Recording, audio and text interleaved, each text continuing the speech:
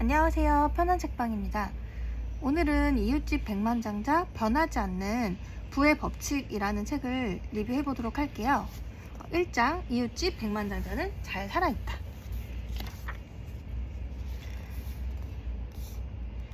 왜 어떤 사람들은 소득을 재산으로 더 잘 전환할 수 있는가? 라는 질문에 답하고자 했다.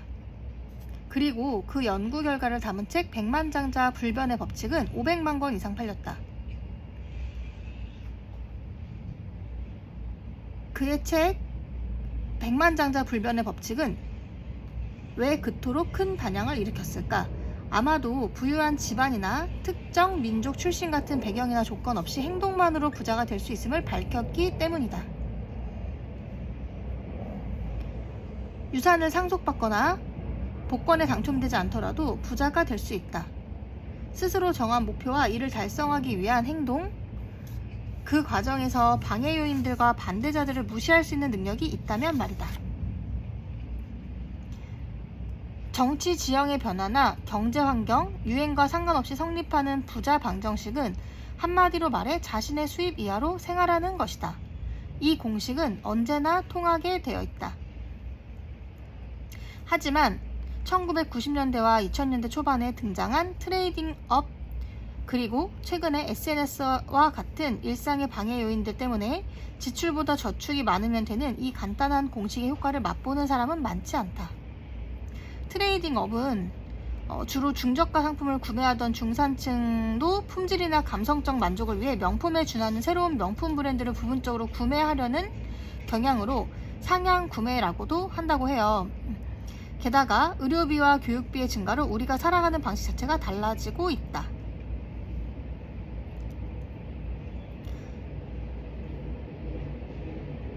부를 쌓는 데 도움이 되는 행동, 습관, 생활 양식은 지난 20년 동안 바뀌지 않았을 뿐만 아니라 그 시대의 경제적, 사회적, 기술적 문제에 의해 좌우되지도 않았다.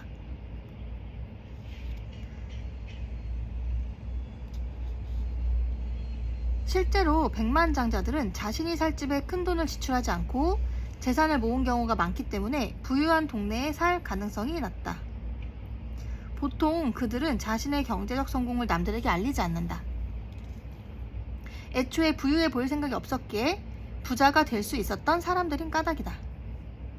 그러나 오늘날에도 자기 힘으로 자기 방식대로 부를 쌓아가는 사람들은 계속 존재한다.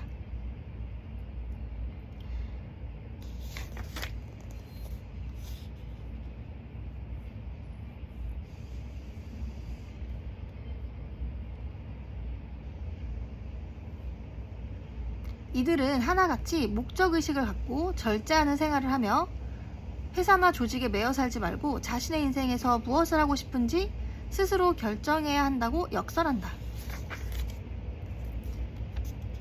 앨리슨 러만은 미국의 한 시골 마을에서 알코올 중독자인 어머니와 생계를 꾸려가느라 고생했던 아버지 밑에서 자랐다. 앨리슨의 경제관념의 멘토 역할을 해준 이는 그녀의 조부모였다. 책임감 있게 돈을 관리하면 나중에 그 돈이 당신을 돌봐줄 거예요. 돈에 관심이 없다는 사람들의 말은 돈을 제대로 관리하지 않는 것에 대한 핑계처럼 들려요.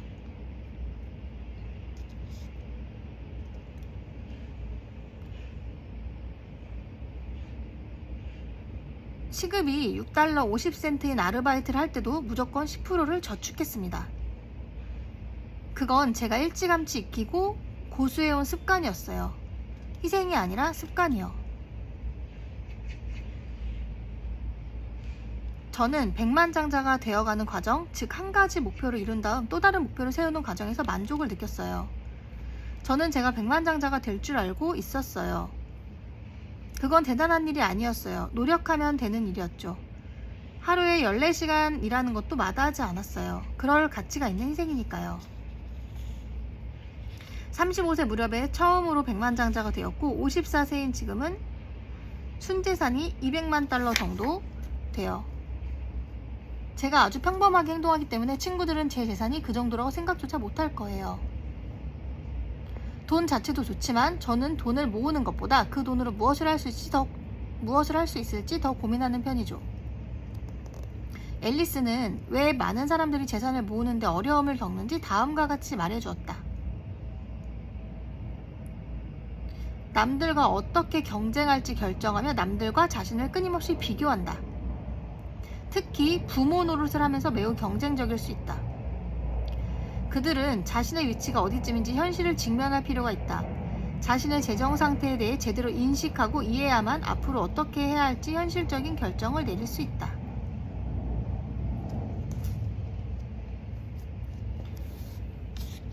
조부모님의 영향으로 돈을 중히 여기며 장기적인 안목을 가지고 재정적 선택을 해온 덕분에 현재 그녀는 큰 자유를 누리고 있다.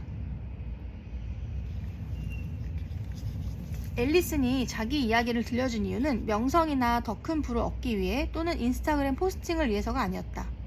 상황이 어떻든 경제적 성공은 과거에 일어난 일이 아니라 현재와 미래의 자기 행동에 달려있다는 사실을 입증해 보이기 위해서였다.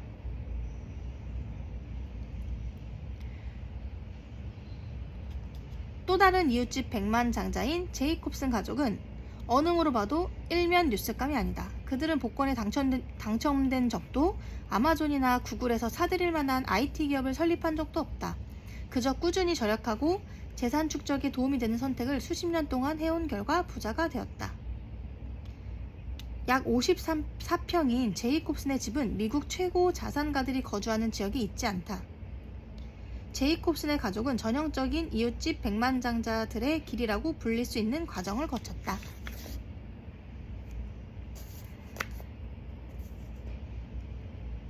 웬만한 백만장자들보다도 많은 재산을 모은 뒤로도 계속 그 재산을 유지하고 늘리는 방식으로 소비를 한다고 한다.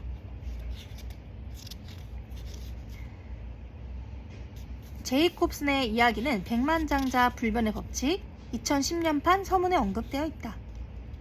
저는 저와 잘 맞는 배우자와 결혼해서 소박한 생활을 해왔습니다.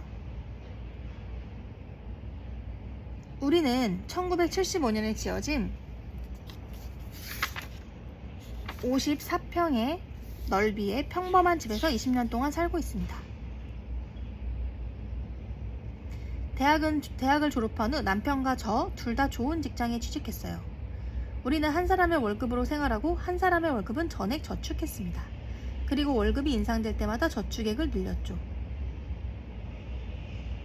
우리는 이미 백만장자입니다. 하지만 새 아이를 대학까지 보내야 하기 때문에 우리가 부자라고 생각하지 않습니다. 식당에 가면 아이들에게 1달러짜리 특별 할인 메뉴에서 주문하게 하는데 가끔 아이들이 우리 집은 가난하냐고 묻더군요. 미국의 1가구 주택의 넓이가 평균 67평 정도로 제이콥슨 가족의 집보다 더 넓다. 그러나 제이콥슨 가족은 주택 크기로는 평균 이하에 속하지만 순 재산액 기준으로는 미국 전체 상위 10%에 든다. 통계적으로 집의 크기가 클수록 모아놓은 재산은 적다.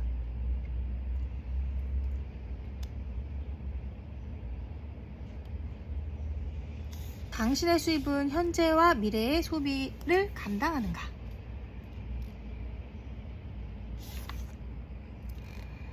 많은 사람들이 앞으로 늘어날 수입만 보고 남들과 같은 전자제품, 자동차, 액세서리를 경쟁적으로 사들임으로써 이웃집 백만장자의 길에서 멀어지고 있다.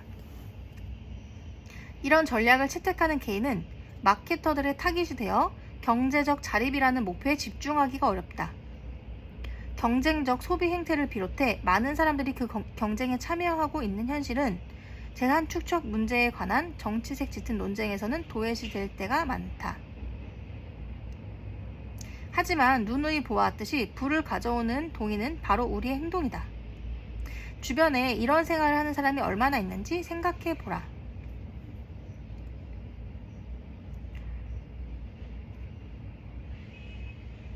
소득은 재산이 아니다. 재산은 얼마를 축적했는가를 의미한다. 종종 언론에서 부를 다룰 때 순재산액 대신 소득으로 묘사하는 바람에 봉급이 많으면 부자가 된다는 잘못된 인식이 형성된다. 그러나 고소득자들과 순재산이 많은 자산가들의 한 가지 공통점은 대부분 스스로 노력한 결과 재정적 결실을 얻었다는 것이다. 미국 내 모든 가구의 절반 정도는 보유재산을 모두 처분하더라도 요양원에 갈 돈도 없다는 뜻이다. 그렇다면 오늘날 백만장자는 어떤 사람들일까? 부를 축적하는 데 베테랑인 백만장자들의 생활 방식, 행동, 태도는 세월이 흐르면서 어떻게 변했을까? 시간이 흘러도 변함없이 부의 축적을 가져오는 행동들이 있을까? 백만장자의 대부분은 결혼했거나 재혼한 61세의 남성이다. 그들의 80% 이상은 배우자가 경제적 성공의 결정적 요인이었다고 믿는다. 교육은 백만장자들의 성공에 매우 중요한 역할을 했다. 그들의 93% 이상이 대학 졸업자이며 약 60%가 대학원 졸업자다. 그중 절반을 약간 넘는 수가 주립대학을 다녔다. 백만장자들은 거의 대부분이 자기가 번 돈으로 살아가는 사람들이다.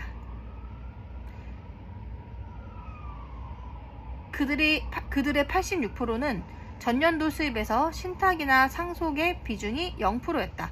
10%만이 친척으로부터 현금이나 증권, 부동산, 차량을 증여받았다. 백만장자의 약 90%가 삶에 만족한다. 그중 약 80%는 대체로 꾸준히 신체 건강을 유지하고 있다고 이야기하며 평균 7.6시간 잠을 잔다. 백만장자들은 예산을 세워 절약하며 생활하며 절약한다. 그들의 70%는 한 해 의식주 비용으로 얼마를 쓰는지 알고 있으며 59%는 검소하게 생활한다. 60% 이상은 절약이 성공의 결정적 요인이라고 생각한다. 백만장자들은 쇼핑을 자주 하진 않지만 할인 상품을 사러 다니지 않는다. 그들의 약 77%는 지난 5년 동안 블랙 프라이데이의 상점 안에 발을 들인 적이 없다. 백만장자들의 70%는 자신의 부모가 근검절약했다고 말한다. 그들의 부모 대부분은 자녀들이 최소 18세가 될 때까지 결혼 생활을 유지했다. 백만장자들의 42%만 자상한 부모가 성공의 이유였다고 믿는다. 부모가 남들보다 유복하게 성장했다고 말한 이는 3분의 1이 안 됐다. 백만장자들은 자신감 있는 투자자들이다. 백만장자들도 투자 과정에서 실수한 적이 있었다. 백만장자들은 투자 자문가의 조언을 원할 때도 거기에 많은 돈을 쓰지 않는다. 그들의 56%는 전년도 소득의 1%를 수수료로 냈지만 33%는 한 푼도 내지 않았다.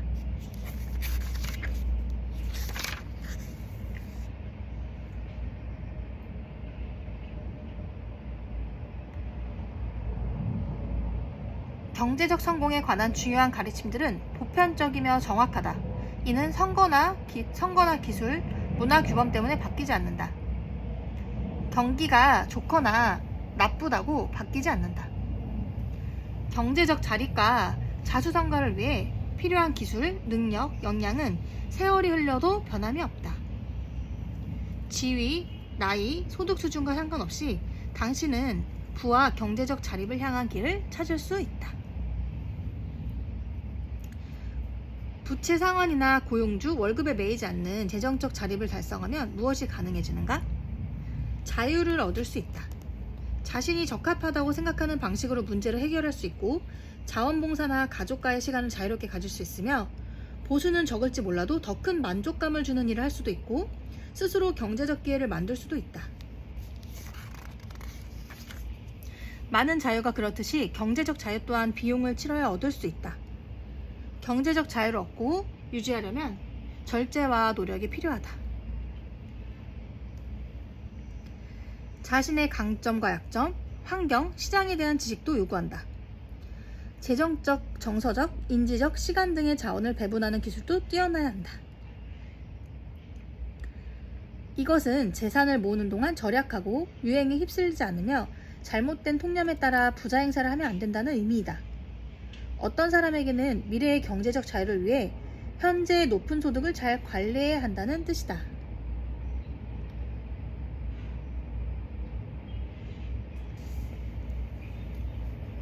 이 모든 길은 용기와 끈기를 요구한다.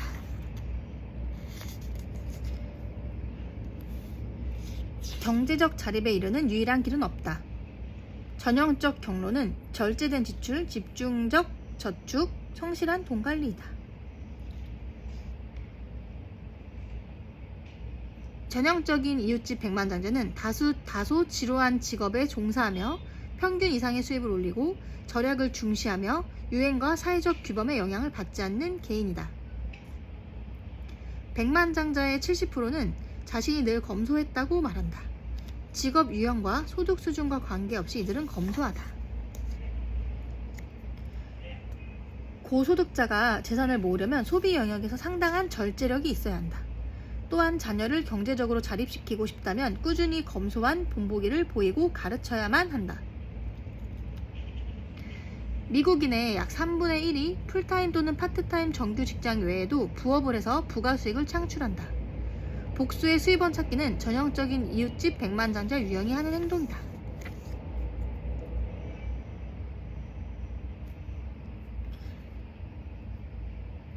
경제적으로 성공한 사람들은 차근차근 재산을 모으기 위한 지침이 있다.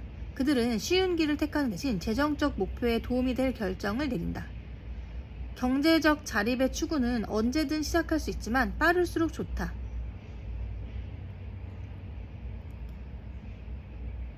(20년) 전 스탠리 박사가 처음 인터뷰하고 책에 수록했던 켄의 경우를 봐도 그렇다. 켄의 아버지는 의사로서 고소득자였지만 켄은 검소한 환경에서 성장했다. 성취를 중요하게 여기고 과시적 소비를 경멸하는 분위기에서 자란 그는 골프와 달리기로 신체 건강을 유지했다.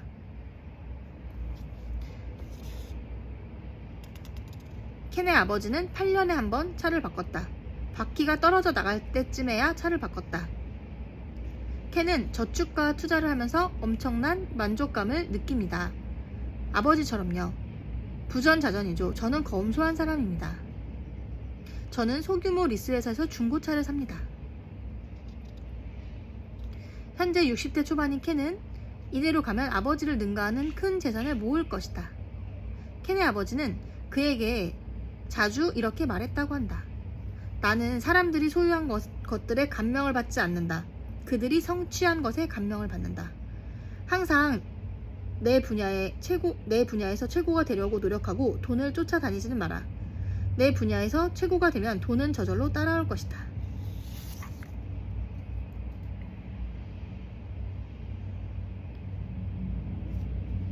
켄은 성공하려면 교육에 돈을 아끼지 말아야 한다는 통념을 무시했다. 그는 공립학교와 주립대학을 다녔고 자녀들도 마찬가지였다. 켄과 아내는 집을 살 때 동네를 신중하게 골랐다. 그 주에서 최고로 평가받는 공립학교가 있는 동네라는 사실도 중요한 고려사항이었다. 현재 켄이 사는 지역의 초중고 12년간 사립학교 학비는 학생 1인당 11만 에서 26만 4천 달러이다. 놀랄 것도 없이 우리가 조사한 백만장자의 72%가 집을 살 때 훌륭한 공립학교가 있는 동네를 찾았다고 보고했다. 이렇게 아낀 교육비로 몇십 년 동안 늘릴 수 있었던 투자금을 생각하면 이 한 가지 결정만으로도 켄의 가족은 큰 돈을 번 것이다. 현재 소득이 평균 이상이면서 재정적 자립을 추구하는 이들은 어떨까? 당신이 그런 사람이라면 개인이 부를 쌓을 수 있는 방법에 대해 어떻게 설명할 것인가? 아마도 당신은 버는 돈보다 적게 쓰고 남은 돈을 저축하고 그 돈이 불어나도록 투자하면 된다고 설명할 것이다. 간단한 이야기지만 쉬운 일은 아니다. 그 실천을 진짜 어렵게 만드는 것은 이 간단한 방법을 따르지 못하게 만드는 외부 압력이다.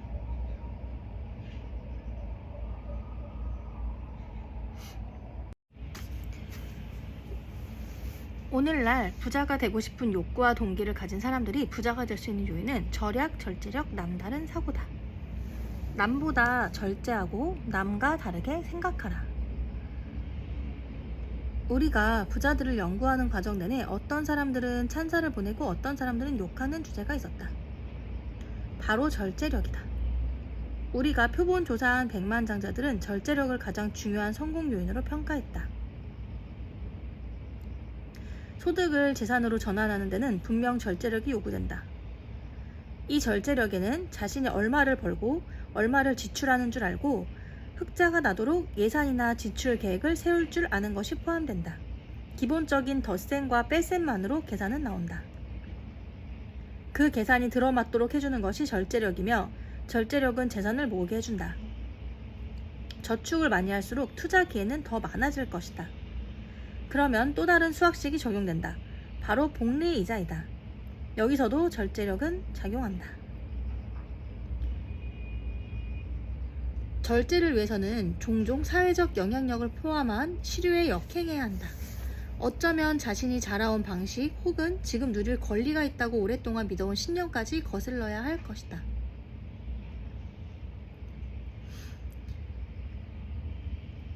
그들은 평균적인 미국인보다 소득과 순재산이 훨씬 많음에도 불구하고 재정 상태의 작은 부분, 일상적인 부분까지 빈틈없이 알고 있었다.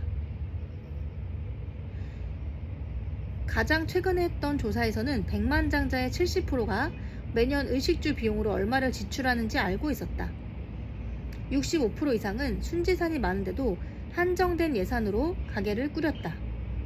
그들은 투자 공부, 업계 잡지 읽기, 일하기 등 부의 창출과 유지에 적합한 활동을 했다. 경제적으로 성공한 미국인 대부분은 자신의 능력과 기술, 역량뿐만 아니라 어떻게 그것들이 경력과 직업, 사업으로 전환될 수 있는지 알고 있었다. 그들은 환경과 시장, 지역사회의 추세를 조사할 수 있는 능력과 자신이 제공하는 서비스나 제품의 전망 또는 수요 증가를 가늠할 수 있는 선견 지명이 있다. 일반적으로 이런 인식은 부모의 지도와 조기 직업 체험, 시행착오 등을 통해 얻는다.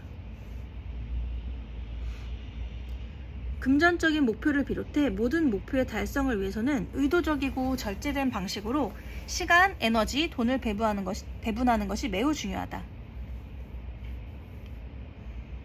경제적 성공을 거둔 사람들은 목표를 달성하기 위해 효율적으로 자원을 배분하는 능력이 있으며 목표를 추구하는 동안 한눈을 팔지도 않았다. 미래의 투자 계획 수립에 더 많은 시간을 썼다. 이웃집 백만장자들은 재산 축적이나 건강과 웰빙의 증진에 도움이 되는 활동에 시간을 쓴다. 백만장자들은 평균적인 미국인보다 비디오 게임을 하는 시간은 절반밖에 안 되며 운동과 독서, 취미에 쓰는 시간은 2배에 이른다. 재정적 목표 달성을 위해 시간과 돈, 에너지, 인지 자원을 투자하는 사람이 경제적 자립을 이룬다.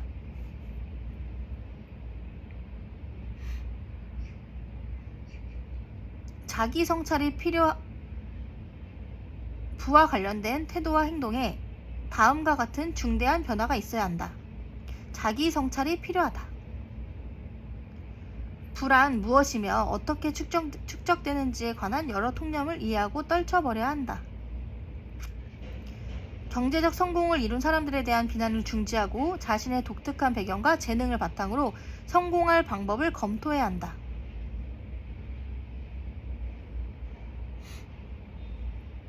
집과 차 같은 주요 구매부터 작은 물건의 구매까지 자신의 소비 행동을 숙고해야만 한다.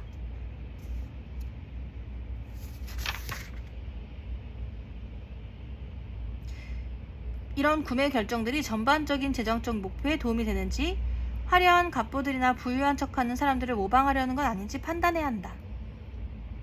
재정적 문제와 관련해 자신의 강점과 약점에 대한 평가가 필요하다.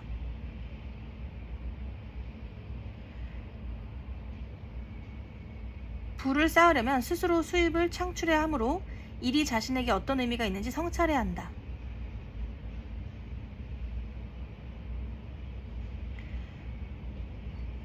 그렇게 얻은 수입을 투자를 통해 키운다. 어떻게 투자를 할지, 어디서 재정적 조언을 얻을지 숙고한 후에 결정한다. 인지자원을 어떻게 쓸지도 계획적으로 결정해야 한다. 우리의 관심과 시간은 재생 불가능한 자원으로 우리가 경제적 자유를 얻을 기회를 늘려줄 수도 있고 우리를 소득 지출의 악순환에 가둘 수도 있다. 다음번에는 2장 부에 관한 7가지 신학 깨부수기에 대해 보도록 할게요.